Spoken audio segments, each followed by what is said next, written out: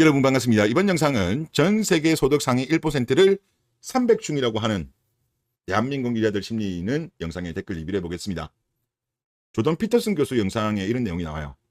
세계 상위 1%의 부자에 속하려고 하면 1년에 얼마나 벌어야 할까요? 1년에 32,000달러. 영상에는 4천만 원 정도 나오는데 지금 우리나라 환율이 1,300원 근처잖아요. 그러면 4,160만 원 정도 나옵니다. 이 정도를 보면 전 세계 상위 1%예요. 아마 이거는 80억 인구죠. 전 세계 인구가. 아마 그거로 하지 않았나 싶은 생각이 좀 듭니다.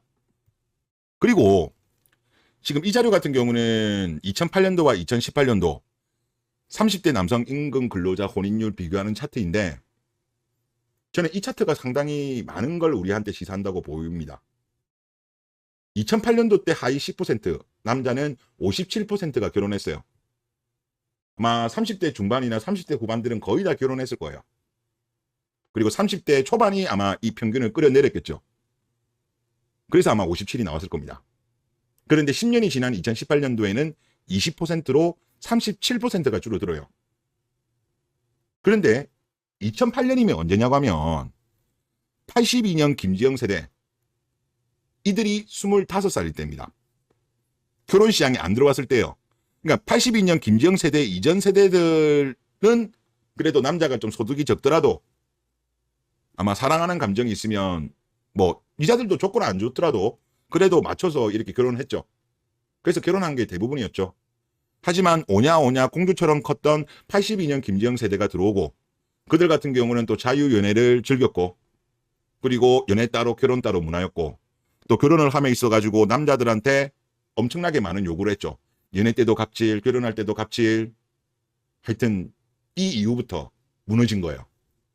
그러면서 소득이 적은 남자에 대해서 과도한 깊이까지는 저는 이해해요. 그건 개인의 선택이니까. 하지만 이들이 조롱하기 시작했어요. 소득 적은 남자들에 대해서 무능하다고. 그러면서 그런 남자들이 자신감도 잃고 그래서 스스로도 많이 위축되고 뭐 여자들도 전반적인 트렌드 자체가 그럴 거면 결혼 안 하겠다. 이런 문화가 많이 팽배되면서 하여튼 이런 말도 안 되는 현상이 발생한 거예요. 10년 동안에 무려 37%가 빠진 겁니다. 그런데 참 어이가 없는 게 뭐냐면 이자들 같은 경우 소득 얼마 안 돼요. 우리나라 이자들 대부분이 300만 원 못 번다니까요. 300도 못 버는 인간들이 300중이니 그래요. 통계청에 있는 자료 보면 중위소득 2021년도 겁니다. 지금 2022년도는 아직 업데이트가 안 됐더라고요. 이자들 중위소득을 보면 지금 30에서 34, 271만 원밖에 안 돼요. 그러면 50% 이상은 300도 안 되는 거예요. 중위소득이라는 게 딱 중간에 있는 사람 소득이잖아요. 그리고 35에서 39도 271만 원. 40 넘어가면 248만 원으로 줄어듭니다. 여자들 본인도 못 버는 인간들이 남자들한테 충자를 붙여요? 벌레라고? 옛날에는 그래도 남자 소득이 좀 적고 이런다고 조롱하는 문화는 없었다니까 옛날에는. 그런데 이상하게 이런 김지영 세대가 등장한 이후부터 소득이 적은 남자에 대해서 조롱하는 그런 저질스러운 문화가 우리나라에 지금 많이 퍼져버린 거예요. 그리고 이에 가스라이팅을 당한 남자들이 위축이 많이 되었죠. 그래서 지금 대한민국이 혼인 감소, 저출산 이런 것도 이어지고 있는 것 같습니다. 그리고 남자들도 전체적으로 보면 지금 소득이 그렇게 안 높아요. 자, 직장인 평균 월급은 333만 원입니다. 이것도 2021년이에요. 2022년까지 아직 안 나왔습니다. 업데이트가. 그래서 30에서 34세 임금 근로자의 중위소득은 320만 원이에요.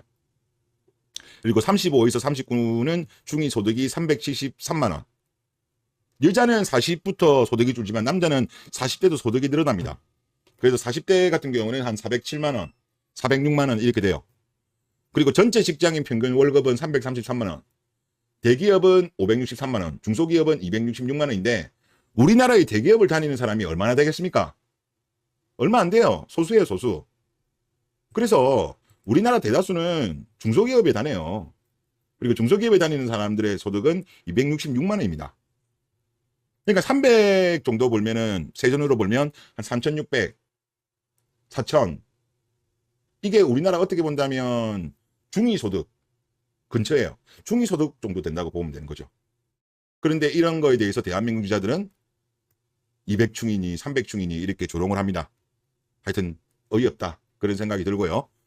블라인드 글 하나 보시죠. 능력 낮은 남자의 결혼이 정말 어렵네요 라는 제목인데, 말 그대로 저는 능력이 없는 남자입니다. 30대 중반 연봉 4천만 원의 작은 중소기업 다니는 길거리에 있는 흔하디 흔한 남자라고 합니다. 그리고 이분이 스펙이 수도권 4년제 인문계 졸업, 평균 남자보다 작은 키, 개성 없는 얼굴, 가진 재산이라곤 은행이 도와준 전셋집. 100% 융자는 아니겠죠? 이제 본인 돈 좀 있고 전세자금 대출 좀 받고 아마 이랬을 것 같아요, 제 느낌엔. 그리고 SM3, 그리고 현금 5천만 원이 전부입니다. 물론 전세 대출금도 열심히 상환하고 있습니다. 그러니까 이분이 결혼 생각이 있어서 나온 거잖아요. 자신감이 별로 없는 스타일이에요. 그러면 이분 같은 경우는 나름대로는 열심히 모아서 제 느낌에는 한 1억 5천 정도? 1억은 넘을 것 같아요. 하여튼 1.5 정도는 모으고 나오지 않았을까. 자신감이 없는 스타일임에도 불구하고 나온 걸 보면 아무리 못해도 1억은 넘지 않았을까라는 생각은 좀 듭니다. 제 느낌엔. 그러니까 현금 5천만 원이 다는 아닌 것 같아요. 여기 전세집에 본인 돈이 좀 들어가지 않았을까라는 생각이 들고, 그리고 이분 같은 경우는 맞선, 중매회사, 지인 소개를 통해서 여러 여성들을 만났다고 합니다. 그런데 이제 본인이 일단은 조건을 안 뒀대요. 본인 스스로 조건이 좋지 않다라고 생각했기 때문에, 그리고 자신감도 없었기 때문에, 그래서 주로 연상이나 돌싱분들 위주로 소개를 받았다라고 합니다. 연상, 돌싱. 아니, 이분 나이가 지금 30대 중반인데 연상? 연상이면 아니 결혼 생각하고 또 아이 생각하는 거 아니에요. 이분 같은 경우 좀 아쉽네요. 예, 그런데 맞선을 하면 할수록 사람을 대하는 게 너무 어려웠고 지금 내가 진행하는 일이 맞는지에 대한 고민이 들었다고 합니다. 한 번은 저보다 연상의 여성분과 맞선을 진행한 적이 있다고 합니다. 그래도 처음 만나는데 상호간의 예의는 지켜주는 게 좋은데 서로 프로필 다 알고 있는 상황에서 만난 거예요. 말투 하나하나가 공격적이고 아랫사람 명령하듯 이야기하고, 이러한 경험이 한 번이면 특이한 사람이구나 할 텐데 매번 그러한 상황이 생기다 보니 점점 사람을 대하는 게 어려워지고 힘드네요. 나이도 많고 돌싱인데 면접관 모드로 이자들이 행동을 했나 보네요. 이런 경우 되게 많아요. 그리고 하여튼 이렇게 실망을 느끼면서 국제결혼도 진지하게 알아봤는데 이도 쉽지 않더라고요. 만남, 연애, 결혼이라는 게 누구에게는 정말 쉬운 일이겠지만 세상 한편 조용하게 살아가는 저에게는 참 어렵네요. 그냥 결혼 포기하는 게 맞을까요? 라는 글입니다. 이분은 제가 보니까 한국 여자를 만나려고 하는 거예요. 국제결혼에 대해서는 거부감이 있는 분인 것 같아요. 그러니까 연상에 돌싱 위주로 소개가 들어옴에도 불구하고 만난 거 아니겠습니까? 아니 뭐 본인이 30 중반인데 연상이면 30대 후반. 아니 30대 후반 여자를 왜 만나요? 아이 생각한다면. 그러니까 제가 볼 때 이분은 아직까지 그 한국 여자들의 매트릭스에서 벗어나지 못한 거예요. 조금 더 머리가 봉합이 되어야 될 필요가 있겠다라는 그런 생각이 들고, 그리고 이 글이 그 DC의 실베에 올라갔거든요. 그래서 거기에 있는 댓글들 제가 몇 개 좀 가져왔습니다. 한번 내용을 보시죠. 저 정도 스펙만 되어도 평균 아래가 아니라 정규 분포 중 40에서 60%에 위치하는 거다. 인터넷 커뮤니티, 인스타, SNS가 한여를 다 배려 놓았다. 이러고도 출산율 탓을 한남에게 돌리는 게 레알. 크크크. 제가 아까 통계 자료 보여드렸잖아요. 그냥 이분은 40에서 60 정도에 분포하는 거 맞아요. 그런데 한국 여자들의 눈이 엄청나게 높아지니까, 아니 심지어 30대 중반의 연상 돌싱들이 소개팅에 나와가지고 면접관 모드를 하는 이런 말도 안 되는 일이 발생하는 거예요. 어이없는 거죠. 그리고 다른 분도 저 정도면 능력이 없는 게 아니라 그냥 딱 평균 정도 아닌가. 저도 평균으로 보여요, 이분. 그리고 또 다른 분의 의견은 월 300만 벌어도 전 세계 기준 상위 1%인데 얼마나 한여들한테 가스라이팅을 쳐 당했으면 자존심 박살난 꼬라지 봐라. 저런 한남들 볼 때마다 진짜 안타까워 미치겠다. 가스라이팅 당한 거라니까요. 한국 여자들한테 가스라이팅 당한 거예요. 참 안타깝습니다. 그리고 또 다른 분의 의견도 중소기업 30대 중반이 세전 연봉 4천이면 평균 이상인데 그냥 결혼 문화가 이상해. 30대 중반보다 연상이면 노산이 문제가 아니라 애 낳기도 레알 힘들 텐데 그럼 왜 결혼을 하냐? 맞죠? 이분 말씀이 맞죠? 만약에 한다면 국제결혼 생각해야지. 그러니까 이분은 아직까지 머리가 덜 봉합이 됐다니까. 글쓴이는 조금 더 깨우침이 있어야 될 것 같아요. 그 다음 댓글은 극히 평범한데 현실에 있는 여자들은 거들떠보지도 않는다. 맞죠? 대한민국 지금 젊은 여자들의 눈이 대한민국 당군 이래에 가장 눈이 높아요. 지뿔도 없으면서 눈만 제일 높아. 전 세계적으로 보더라도 눈 제일 높아요. 제가 볼 때. 드라마에서 보던 백마탄 왕자님 재벌 3세가 나한테 갑자기 빠지는 그런 망상을 꿈꾼다. 그리고 또 다음 댓글을 보면 저글 내용에 조선이 출산율을 촉박은 이유가 다 함축되어 있노. 크크크. 평범한 스펙인데. 전반적인 의견이 그냥 평범한 스펙이라고 봐요. 그런데 지금 대한민국 여자들이 본인들이 대단한 공주인 줄 알고 그리고 본인들을 공주처럼 모셔줄 남자가 아니면 나는 결혼하지 않겠어 하다 보니까 조선이 출산율이 박살난 거죠. 그러니까 이거를 지금 계속 사회에서는 뭐 MZ들 남자들이 뭐 어쩌고 저쩌고 그래가지고 뭐 애들이 결혼 안 하고 출산율이 개판났다 이런 이야기 하는데 남자 잘못은 아니라니까요. 여자들 잘못이라니까. 그리고 여자들의 부모들도 잘못했죠. 부모들도 그런 남자 데려올 거면 야 결혼하지 마 그러잖아요. MZ 남자들 잘못 아니라니까 지금. 하여튼 원인을 지금 파악을 못하니까 대한민국이 말도 되지 않는 계속 정책이 나오는 거고 그로 인해서 지금 우리나라는 그냥 동반자살이야. 지금 탈조선 하지 않는 이상은 뭐 기성세대도 같이 죽는 거예요. 결정 났어요. 우리나라는 뭐 제가 볼 때 탈조선 안 하면 피해 정도의 차이가 있을 뿐이지 다 같이 힘들어집니다. 그런데 이 문제를 원인이 여잔데 부동산 탓이다. 뭐 MZ들 남자들 탓이다. 코인 주식한 남자들 탓이다. 요즘 젊은 남자들이 눈이 너무 높네. 아니 중소기업 다니고 연봉 4천이면 대한민국 여자들 아예 그들도 안 본다니까요. 그냥 평균인데도 이 꼬라지 난 건데 이거를 남자 탓을 해요? 말도 안 되는 이야기를 하고 있다니까. 그러니까 말도 되지 않는 여성 할당제라도 일단 없애봐요. 그러면 전체적인 남자 소득이 올라가겠죠. 양질의 일자리 구한 남자들이. 공정하게 경쟁하자니까 남자 여자. 그러면 민간기업에서 알아서 채용해요. 능력 있는 사람들, 성실한 남자들 더 채용해요. 왜 그거를 정부가 개입을 합니까? 국회에서 입법한 거니까. 그게 왜 정치권에서 개입을 합니까? 그게 대한민국 지금 저출산의 원인이라니까. 남자가 양질의 일자리를 많이 얻어야 돼요. 여자들은 여유가 생기면 비혼을 생각한다니까요. 남자는 여유가 생겨야 결혼을 생각하고. 하여튼 그렇습니다. 하여튼 뭐 대한민국 뭐 어차피 지금 골든타임 다 놓쳤고 하여튼 여러분들 다들 각자 도생 준비를 좀 잘 하시길 바랍니다. 댓글 보겠습니다. 여자분들 최저임금 때문에 200이라도 받는 걸 감사하게 생각하세요. 원래는 100만 원 주고 쓰기도 아까운. 효율성으로 보면 그렇죠. 그리고 제가 이거를 반추해보니까 한국 여자들이 눈이 갑자기 올라간 게 최저임금의 급격한 인상하고도 영향이 있는 것 같아요. 최저임금이 최근에는 좀 둔화됐지만은 최근 몇 년 전에 엄청나게 빠른 속도로 올랐잖아요. 그러면서 여자들이 상대적으로 서비스직 그런 데 종사를 많이 하면서 최저임금 받는 여자들이 많았는데 그들의 소득이 확 올라갔어요. 확 올라가면서 전체적으로 여자들 눈도 저는 올라간 것이 아닌가 그런 생각도 많이 듭니다. 그리고 다음 댓글 보겠습니다. 진짜 어이없는 게 중소기업 경리가 남자 연봉을 평가한다는 것 자체가 어불성설인데 중소기업 경리도 거의 뭐 최저임금 수준이죠. 미친 대한민국 사회입니다. 절대로 홀벌이 할 거면 무조건 국제결혼이 답입니다. 라고 했습니다. 실제로 국제결혼 관련된 통계 데이터를 보면요. 가구소득이 나와요. 가구소득 보면 생각보다 많지 않습니다. 그럼에도 불구하고 결혼 만족도가 높아요.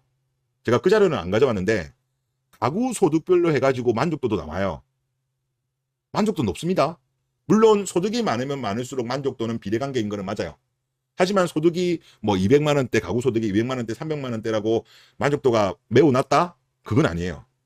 조금 낮은 것밖에 안 돼요. 큰 차이 안 납니다. 그래서 이분 말씀이 맞는 거예요. 소득이 낮은 남자일수록 국제결혼을 해야 됩니다. 한국 여자들이 거부하잖아. 아니 평균 소득인데도 거부하는데 왜 한국 여자 만나려고 해요?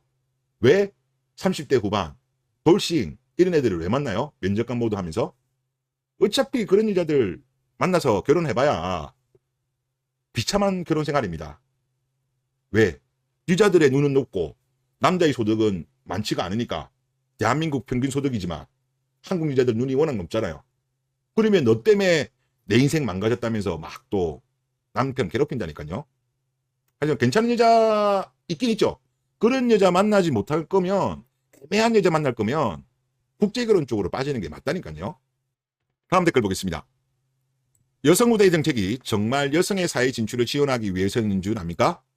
기업 입장에서는 경쟁률을 늘려 임금 동결하기 좋은 핑계이고 정치 입장에서는 표몰이에 좋은 핑계입니다. 라고 하셨습니다. 저도 이렇게 봅니다. 여성의 사회 진출이 기득권들한테는 유리해요. 기업들 입장에서는 남자 여자 구직 활동을 많이 하게 되면 임금을 많이 안 줘도 되겠죠. 적은 임금 주더라도 사람 구할 수 있잖아요. 정치인들 입장에서는 여성계들, 여자들이 원하니까 그래 스윗하게 니들 말 들어줄게 하면 또 표가 따라오죠. 그러면서 결국 대한민국이 지금 저출산이 심화됐죠. 말도 되지 않는 전쟁 난 나라보다 지금 적은 출산율을 보이고 있지 않습니까? 그리고 지금 이 보고서 한번 보시죠. 2018년도에 그때가 아마 FM 전성시대죠. 정경련 산하기관에 있는 한경련이라는 데가 있습니다. 거기에서 보고서를 내놨어요. 제가 볼 때 이때 나름대로 소신발언한 것 같아요.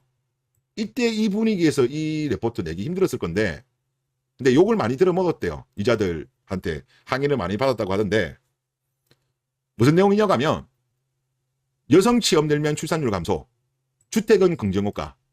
여기서 말하는 주택 긍정효과는 아마 그 부동산 수요 말하는 것 같습니다.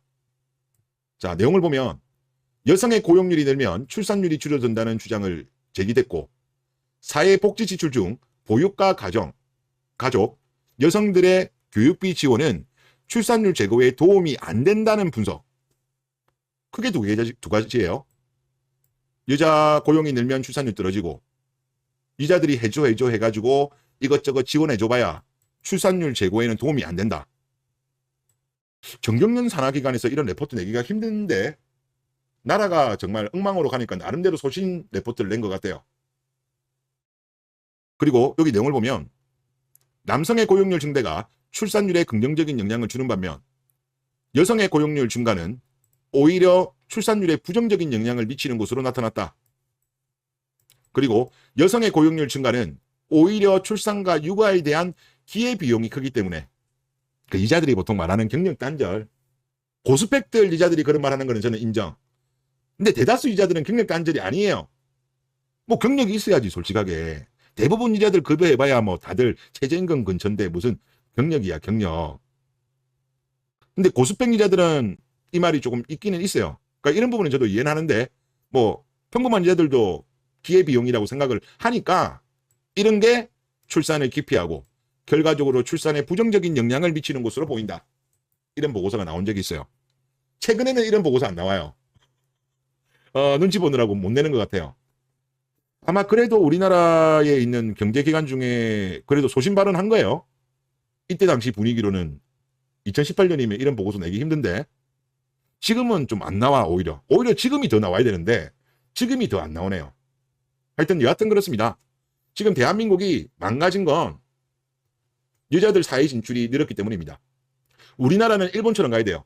능력 있는 여자들 사회 진출은 저 반대하는 거 아닙니다. 어중간한 평범한 여자들은 사회 진출을 할 게 아니라 결혼 전까지는 직장생활을 하시고 결혼한 이후에는 일본 여자들처럼 파트타임으로 보조적 역할로 가는 게 맞아요. 그리고 양질의 일자리는 남자 쪽으로 가는 게 맞아요. 양질의 일자리. 그래야 우리나라가 1.0대 회복해요.